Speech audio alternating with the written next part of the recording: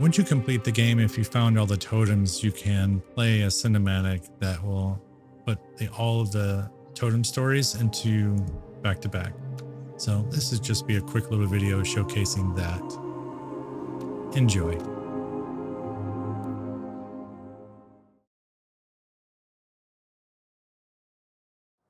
Do not forget my stories, Senua. I am with you still. Out of hell you have come, and now find yourself in Midgard, the world of men. Do not think it any less dangerous for that. Your path has taken you far from home, across the boundless sea, and you must go on to the heart of this place, to the heart of man. You have seen how the Northmen journey out to conquer, and this is one of their lands, as icy dark as Niflheim, yet as fiery as Muspel. It has not long been claimed, and they try still to tame it.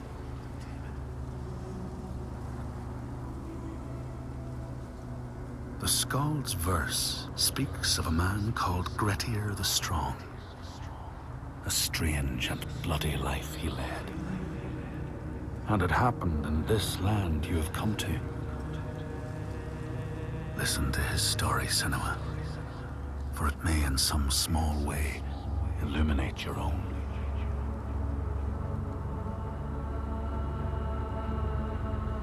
The Skalds say that in Grettir's time, a nearby farm was plagued by hauntings. A shepherd called Glamour was killed by some evil force, found dead in the snow, bloated and black. His body could not be taken to burial because he was held fast to the ground. So it was left. 3 days after his death, the body was missing.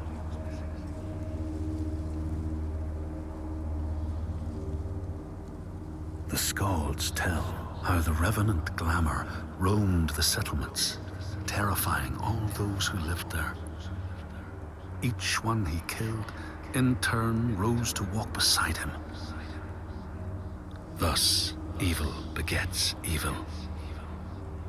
But the man Grettir was proud and overbearing, and thought the Droiger no match for his strength.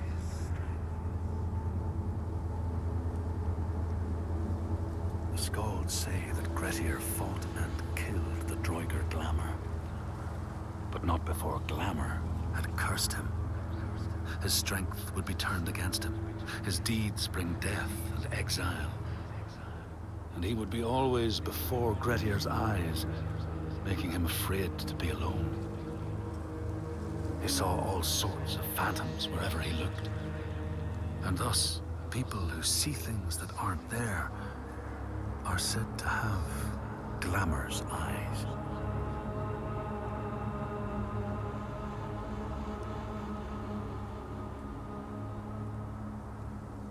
The Skalds tell how in the time of Grettir's kinsman Thorgrim, there was a terrible famine. No crops could be grown, and the fish fled the nets. It lasted years, and the people were desperate. There was no respite even in spring, since terrible gales from the north would rise up and set in for weeks. This is a cold and unforgiving land, Senua.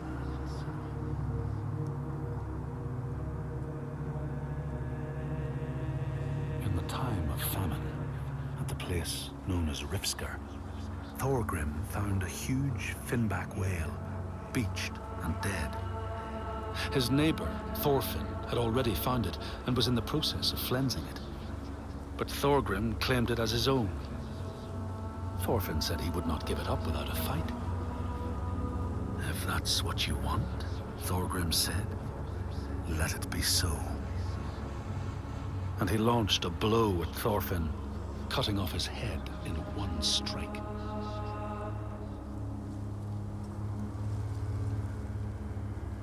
The Skalds say that the neighbors fought, armed only with the knives and axes they had brought to cut up the whale, even picking out the whale ribs to beat down their enemies. Thorgrim's men had loaded their boats with whale meat, but as they went to leave, one of their opponents struck Thorgrim's brother a fatal blow. And this is how hunger fates desperate men to come to blows, striking out against one another to survive.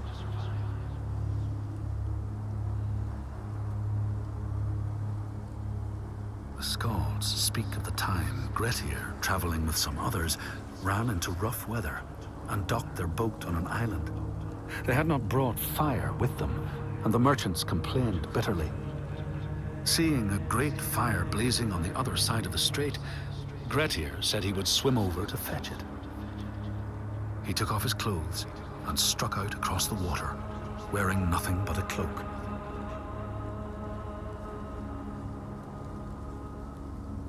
When Grettir came to the farm where the fire was burning, all was peaceful. By the time he reached them, his cloak was frozen stiff, and he looked like nothing more than some huge troll. The frightened farmhands struck out at him with the first things to hand, the burning logs from the fire. Grettir fought them off and got the fire he sought. But the sparks from the logs spread fire all over the house, and nobody survived the blaze.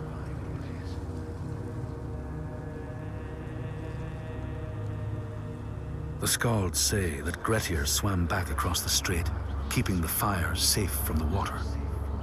His friends applauded Grettir's bravery, but when word spread about the massacre at the farm, people took against Grettir. Nobody wanted anything to do with him, and when the news reached the Althing in the summer, Grettir was pronounced an outlaw. All doors would hence be shut to him.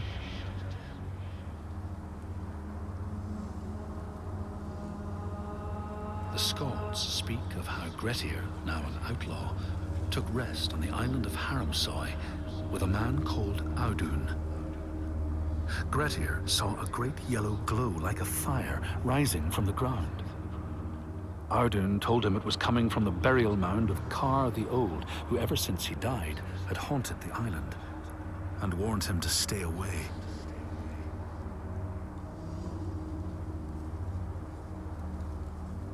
The Skalds say Grettir wanted the sword that was buried in Kar's howe, and would not be deterred from seeking it. He broke the mound open and started digging until he reached the timber props. By this time it was night. Audun warned him again not to continue, but Grettir threw down a rope and went inside the mound. No light penetrated it, and it reeked of death. But he persisted in exploring.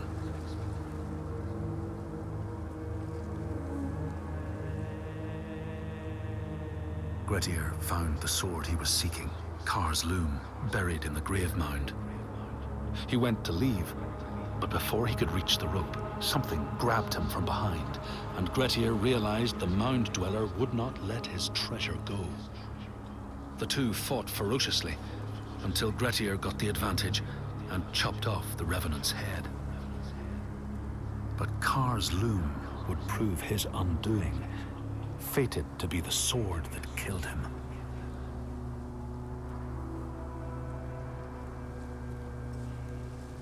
The Skald's verse tells how Grettir made many enemies with his proud and overbearing nature. Always quick to anger, his strength and fighting prowess meant that even the most trivial of quarrels met a fatal end. The kinsmen of those he killed or maimed were angry, and because he was an outlaw, no one was allowed to help him.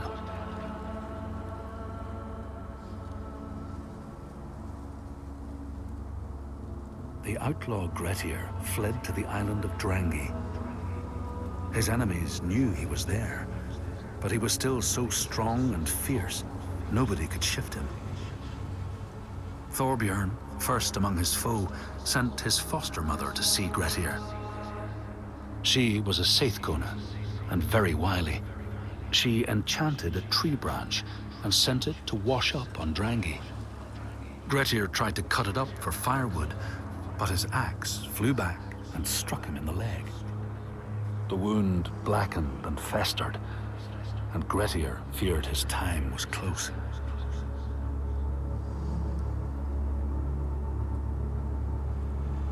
The Skalds say Grettir, wounded by Seidr, was now so weak it was possible for his enemies to defeat him.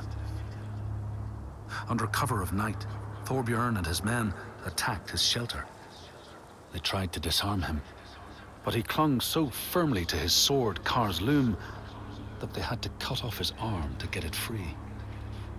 Then they used his sword to cut off his head, and the land's mightiest outlaw was dead.